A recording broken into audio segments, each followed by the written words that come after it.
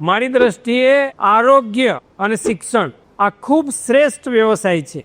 જે લોકો નસીબદાર હોય એ લોકો આ વ્યવસાયમાં આવે. ખરી મહેનત છે એ સપોર્ટિંગ સ્ટાફની હોય છે અને એની ક્રેડિટ ડૉક્ટરને મળે છે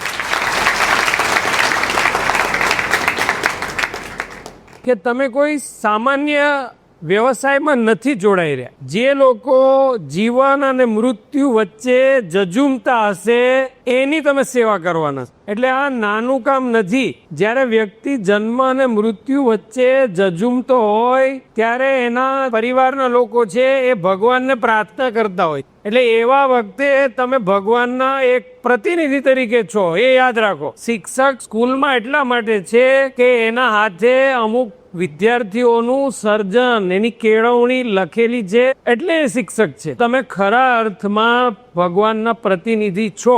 અને આવું શ્રેષ્ઠ કામ જે માટે જ્યારે પ્રભુએ આપણું નિર્માણ કર્યું ત્યારે એ કાર્ય ખૂબ સુંદર રીતે ત્યારે જ કરી શકીએ જ્યારે આપણી તૈયારી એટલી સારી હશે. તમારું શરીરની સ્વસ્થતા જળવાય એટલે ખાવા પીવામાં નિયમિતતા રાખજો, થોડી ઘણી એક્સરસાઇઝ કરજો, મનને શાંતિ મળે, મન સારું રહે.